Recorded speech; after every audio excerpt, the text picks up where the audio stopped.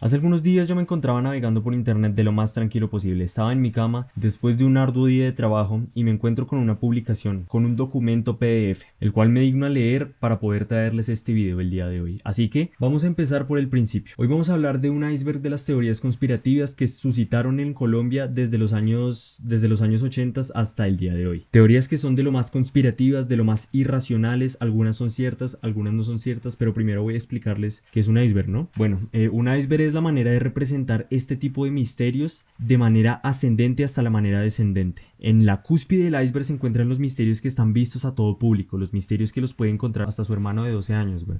En la mitad del iceberg se encuentran los misterios que solamente la gente que está en la cultura popular los conoce. Y a medida de que el iceberg va bajando, se encuentran los misterios que ya están escondidos al público, que ya solamente los más snob de la cultura los conocen, la gente que busca más y que le gusta todo este tipo de misterios está interesada en conocer. En ese orden de ideas, estos son los misterios más importantes, los misterios más perturbadores y más curiosos que yo logré recopilar en esta primera parte del video que se llama Teorías conspirativas de la televisión colombiana. Muchísimas gracias a Televisión Colombiana Posteo por surtirme de toda la información necesaria para poder hacer este video. Si quieren ver el grupo y si son de Colombia y quieren ver el grupo, el link queda aquí abajo en la descripción para que vayan a visitarlo. Se van a echar unas risas toda la noche. Mi nombre es Valles y sean bienvenidos a un nuevo video.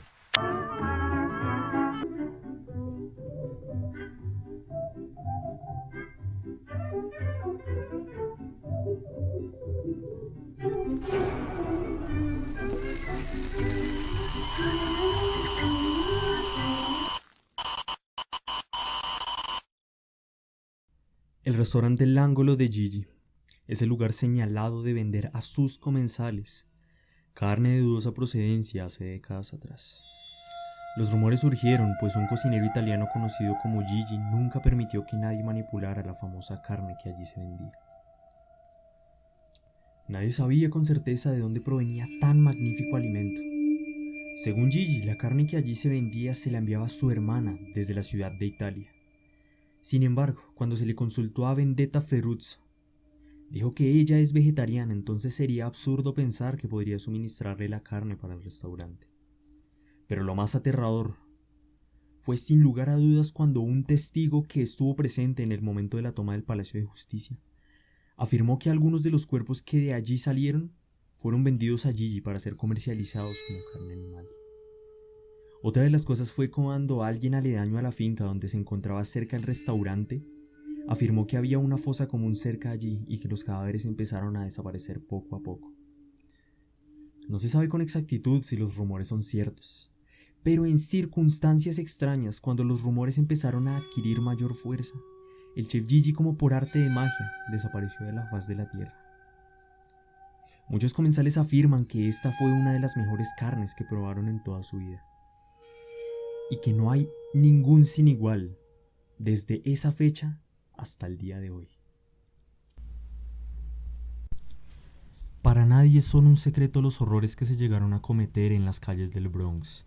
Eran actos tan horrorosos que hasta la misma policía le daba miedo involucrarse en cualquier denuncia que tuviese relación con aquel horroroso lugar. Pero lo que les voy a contar a continuación es una teoría tan retorcida que de solo pensar en los protagonistas de aquellos videos le hace helar la sangre hasta la persona más fría. Un testimonio nos cuenta cómo una persona se enteró de que en aquel barrio grababan películas de tipo snuff, o sea, asesinatos, mutilaciones, cosas que se podían ver que eran totalmente reales. Los testimonios de una persona anónima nos cuentan cómo él se dio cuenta de que en la calle en la que él se encontraba había un hombre el cual afirmaba que se dirigía hacia el Bronx a grabar este tipo de sucesos. Una vez fui a una tienda del centro y vi que entró un señor todo vestido de negro, un hombre bastante sospechoso. El hombre tan pronto entró, cerraron el local y se alejaron un poco para hablar con el dueño. Hablaron de muchas cosas hasta que por fin el hombre decidió irse. Cuando le pregunté al dueño de la tienda sobre quién era aquel misterioso hombre, el dueño solamente respondió que tuviese yo mucho cuidado de andar por estos lados, ya que la gente como este tipo hacían videos de asesinatos para venderlos por internet. Y no es una teoría descabellada, ya que al pensar en las atrocidades que se cometieron en aquella calle, al pensar que solamente se dice, se rumorea que tenían un cocodrilo allá metido, nos hace pensar cualquier tipo de cosas. Otra historia de la cual también nos hablan algunas personas dice que a mediados de los años 20 se construyó el Teatro Faenza en la ciudad de Bogotá. Este teatro pasó de filmar películas para adultos a filmar cine snuff. Un hombre nos cuenta cómo fue ser sobreviviente a la filmación de una de estas atroces películas.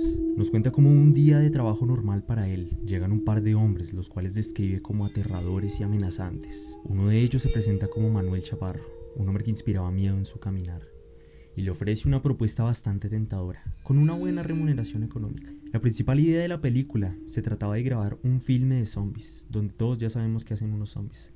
Lo que no sabía el señor es que esta sería la última vez que, de haberse rodado la película, seguiría con vida.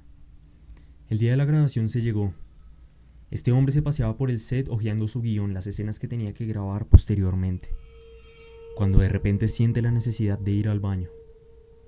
Y en un momento se acerca a escuchar a los productores del largometraje hablar sobre cómo planeaban descuartizar a Alejandro a vista de todas las cámaras. Alejandro, horrorizado, huye cuanto más rápido puede de aquel hostil lugar. Se arroja por una ventana desde un segundo piso hacia la calle, precavido de que ninguno de estos misteriosos hombres estuviese siguiéndolo. Todo comenzó en un área rural, a las afueras de la ciudad de Medellín. Este hombre nos relata cómo retuvieron en contra de su voluntad a Elvia Durango, cuyo nombre cambiaremos por seguridad de la misma, su compañera sentimental y sus 3 hijos. Pero lo que este hombre relató después fue lo que dejó perplejos a todos los que atendían el caso en este momento. Elvia Durango tenía una relación sentimental con un hombre que no era el padre de sus hijos. Un día, saliendo del lugar de donde ella trabajaba, este hombre pasó por ella al trabajo. La recogió en un taxi para después llevársela a ella y a sus hijos a un lugar remoto, en alguna parte de la zona rural de Medellín. Al llegar al lugar, ella misma describe como una finca abandonada, donde a escasos recursos había un sofá donde sentarse, pero en la noche era cuando todo se ponía peor. Según Zuluaga, el compañero de su mujer mantuvo a los 2 niños en una finca donde se realizaban ritos extraños con cadáveres recién desenterrados, para posteriormente consumir de su carne. La policía nunca pudo confirmar si estos testimonios eran hechos verídicos, pero lo que sí dejó aterrorizados a todos en aquella sala fue el hecho de sobre cómo la mujer podría hacer esa comparación de lo que se supone era el sabor de una empanada hecha con carne humana. Sabía a marrano.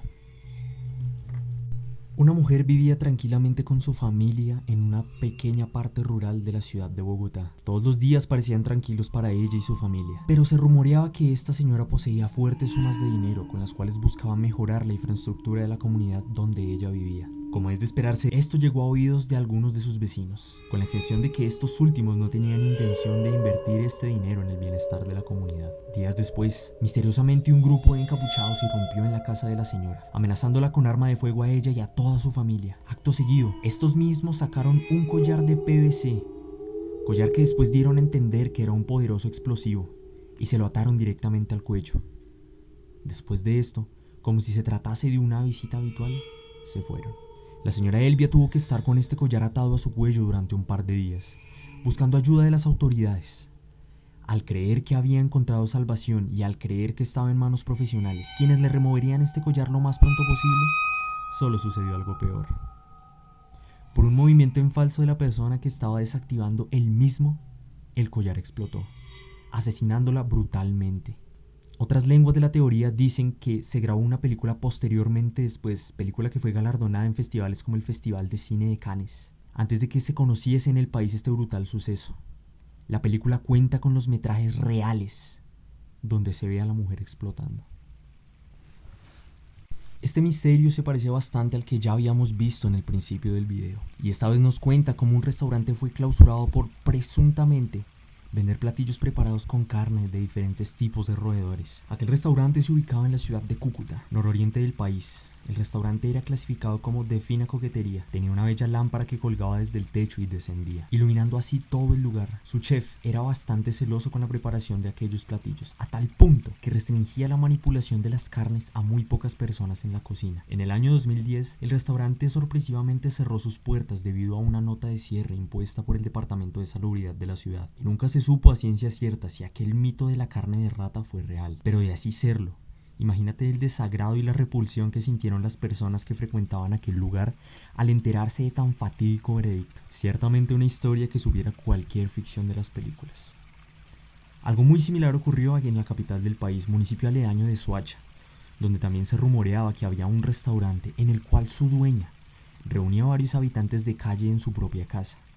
Les ofrecía comida, los hacía sentirse cómodos para posteriormente asesinarlos y utilizar sus restos para preparar los que eran conocidos en aquel lugar como los mejores tamales de la zona. Este misterio nos cuenta que existieron muchísimos militares, criminales, sicarios, pandilleros, entre otros, que recurrieron a métodos de protección contra todo peligro conocido como los niños en cruz. Consistía en incrustarse unas pequeñas placas de metal en las muñecas, con el fin de supuestamente recibir inmunidad y cualidades que parecen simplemente sobrehumanas. Varias historias de personas en los foros afirman que han presenciado a pandilleros recibir varias heridas de bala por todo el cuerpo, pero aún así no lograban fallecer. Pero todas estas brujerías tienen un talón de Aquiles. El de este hechizo en particular consiste en herir una parte específica del cuerpo, parte que es estipulada por quien se haya encargado de hacer el rezo o el hechizo.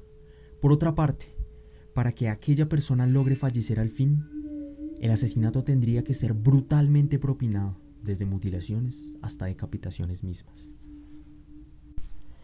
El misterio nos cuenta que muchos civiles que fueron testigos de cosas que no debieron de presenciar en la toma del Palacio de Justicia fueron sacados por militares del mismo sin que ellos supiesen que iba a ser la última vez que alguien los volvería a ver con vida.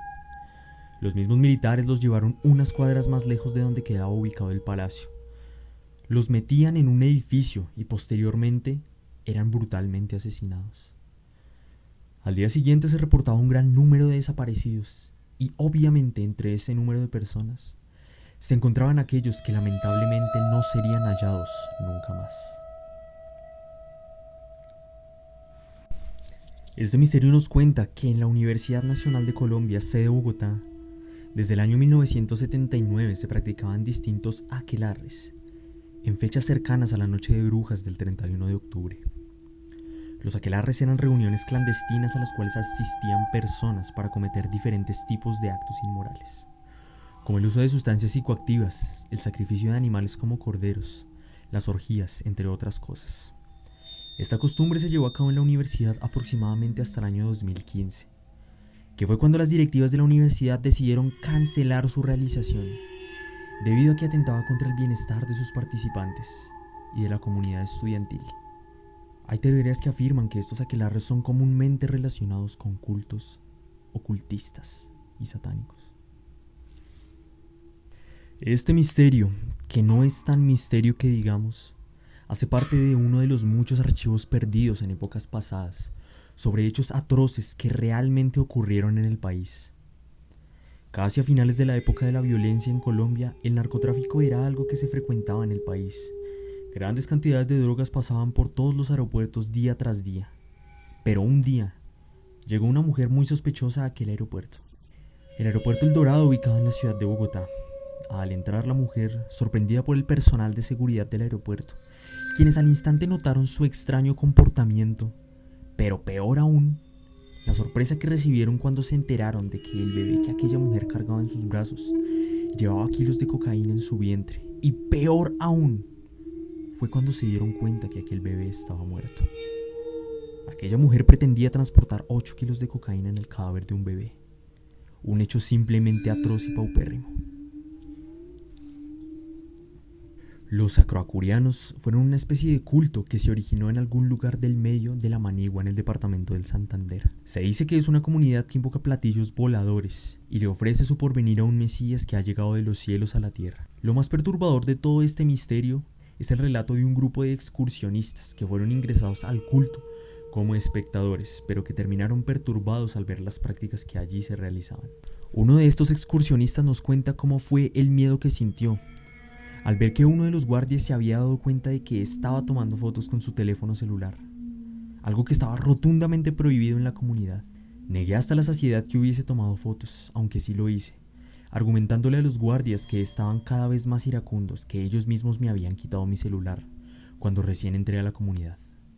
Con desdén me dejaron ir. Un hecho sin duda alguna como reencauchado de la ciencia ficción. La Segunda Guerra Mundial fue uno de los conflictos bélicos más terribles de toda la historia de la humanidad. Mas sin embargo, vamos a situarnos cuando este estaba a punto de llegar a su fin. El Tercer Reich había sido prácticamente derrocado en Europa.